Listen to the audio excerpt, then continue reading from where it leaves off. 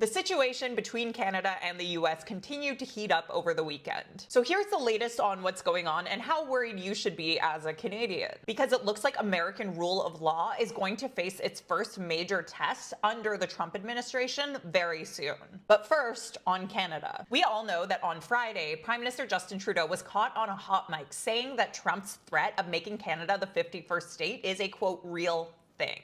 And on Sunday, Trump sat down for an interview with his favorite bootlickers at Fox News. And when the Fox News host asked Trump if this hot mic moment was accurate, if Trudeau was right in assessing that Trump really does want to make Canada the 51st state, this is what Trump said in response. He said that your wish for Canada to be the 51st state is a, quote, real thing. Is it a real thing? Yeah, it is. I think Canada would be much better off being a 51st state. On top of all of that, Trump announced on Sunday night that he plans to implement 25% tariffs on steel and aluminum. And Canada and Mexico are not exempt from this.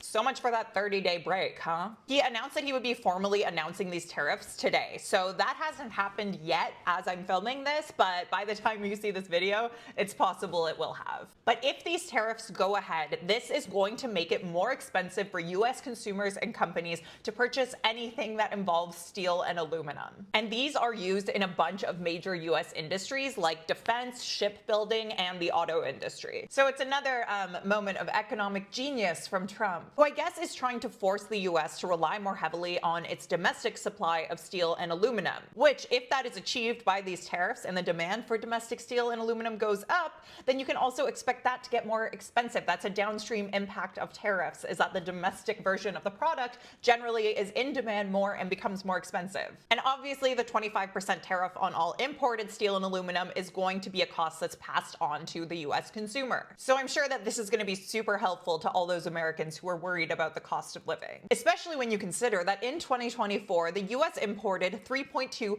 million tons of aluminum from Canada. So we are by far the US's largest supplier of aluminum, and half of the aluminum used in the US is imported, according to Reuters. Canada is also the US's largest supplier of imported steel. And according to the United Steelworkers Union, Canada exports 94% of its steel production to the US. So if Trump goes ahead with these tariffs, this is going to have a very significant impact on Canada. So naturally, the Canadian industry minister is being like, yo, what are you doing? But he's saying it a little more politely. Meanwhile, as Trump is going wild with these attacks on some of his closest allies, he's also continuing to flood the zone in the United States. But unfortunately, this little thing called the rule of law keeps getting in the way, and it's making his guys pretty cranky. Judges have blocked Trump's order that tries to end birthright citizenship, which currently grants US citizenship to kids who are born in America to mothers who are there on temporary visas or unlawfully. Judges have also temporarily blocked Elon Musk and his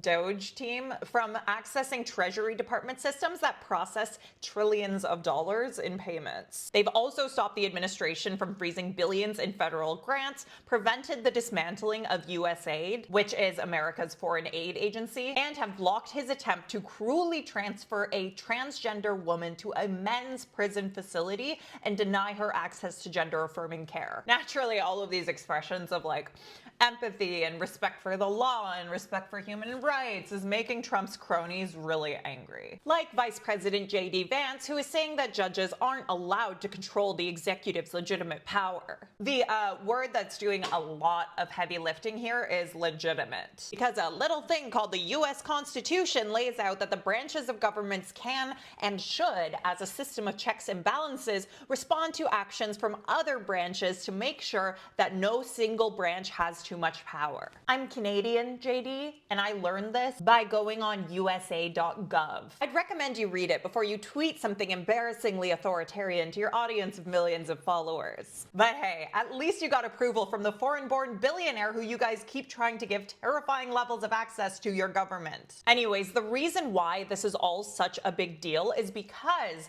this is a major test of how the US respects and preserves its rule of law in the face of the Trump administration. Right now, the judicial branch is telling Trump, the executive branch, No. When he tries to do cruel, reckless, and in many cases, according to these judges, illegal and unconstitutional things to his own people and institutions. The way that Donald Trump's administration responds to, is allowed to respond to, and is able to respond to this test, to being constrained by the rule of law, will show how strong U.S. democracy continues to be. And it could set the stage for how damaging Trump's presidency will be able to be. What do you think of all this?